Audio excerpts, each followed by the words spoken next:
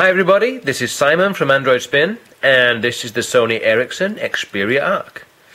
They sent me one of these devices through for a couple of weeks, so I thought I'd give it a whirl, play about with it, and let you guys know what it's all about.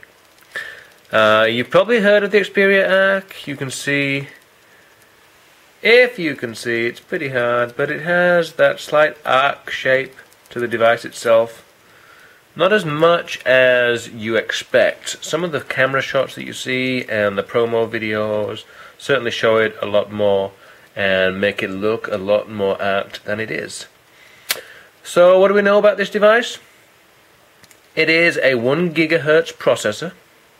It has an 8 megapixel rear facing camera. It does not have a front facing camera. It has a 1 GB of memory with 512 meg of RAM. What else? It has physical buttons across the bottom, so not just the touch buttons.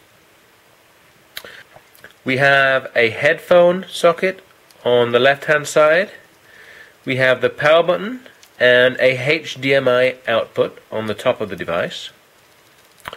We have a USB port and the volume rocker on the right hand side, as well as a dedicated camera button.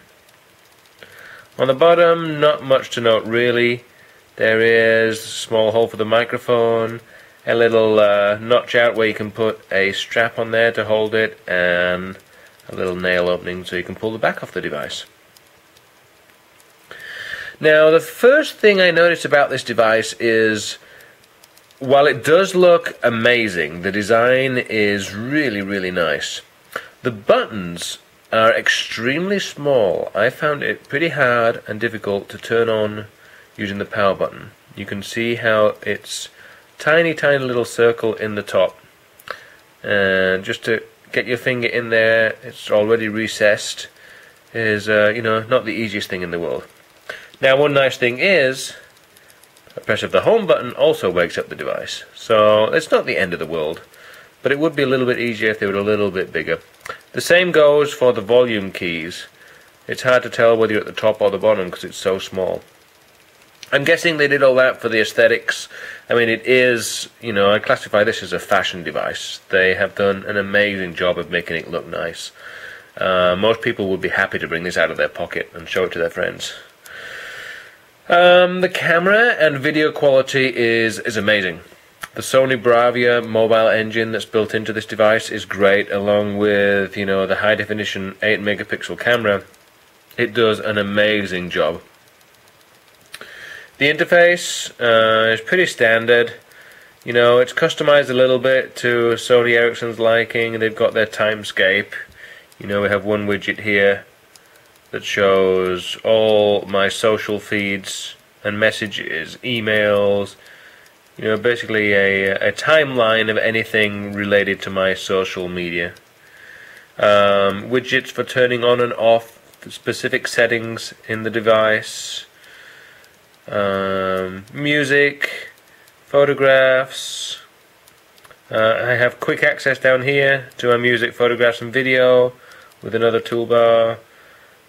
Track ID is an application they include that allows you to record or let the phone listen to sounds and music and identify what the music is.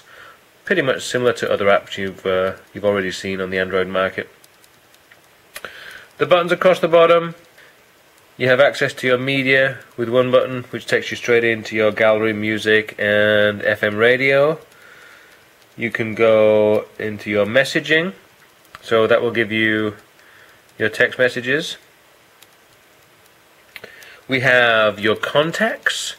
I do like the alphabet up the side. You can quickly scroll to any area. The dialer, unfortunately, is pretty standard. Type in the number and that's all. It doesn't do any kind of recognition or adaptation like a T9 dialer. So if you were typing a name, it would slowly narrow down the list. And, you know, regular stuff like your call log and your favorites. So the interface, pretty standard. It is running Android 2.3. Android 2.3.3. So it's not that old. It's not the fastest device in the world. It doesn't keep up with the latest ones coming out this year. But then again, this device really has been out for a while. It just hasn't been widely available in the US. You still can't buy it through a carrier, so still no subsidized pricing. You have to buy an unlocked version from somewhere on the web. But the frequencies built in are AT&T frequencies for the high-speed data. So if you put one of these onto T-Mobile, expect slower data connections, only 3G speeds. What else can I tell you? Not too much really. Let's take a look at the built-in applications. The launcher tray, side scroller affair. It's smooth. Everything is pretty smooth on this phone. Startup is pretty slow, but everything else is definitely smooth. Let's show you the camera application. Again, the camera application, this is pretty standard as well. There's not too much special about it. It's got auto scene detection, smile detection, or normal photography. You can change your resolution. Touch capture, whether you wanted to take the picture when you actually touch the screen of the device. Self timer, and your flash modes. I was actually expecting more from Sony, given the quality of the camera that's in this device, but I guess no. Guess they didn't want to. I don't know if there are different versions, maybe European version or Asian version that has anything different, but I couldn't see anything. Overall, the device works great. It's flawless. It looks amazing. It has the small buttons which let it down a bit. It has no front-facing camera. It has no ambient light sensor, so your screen is not going to automatically adjust itself depending on the light around you. Not the end of the world, but all helps with making it more readable and saving on battery life. So I would definitely be quite pleased to have one of these devices. I'm on T-Mobile, so right now I wouldn't unless they had T-Mobile frequencies, but as far as the device itself goes, it works great. I like it. Browsing on the device was certainly acceptable. Going into the browser, there's the AndroidSPIN homepage. Let me go into a sub-page, see how that looks. You know, pretty fast, not much problem there. Obviously this is connected to AT&T right now. Let me see if I can bring up the desktop view. So that obviously will take a little bit more processing, and see how long that takes.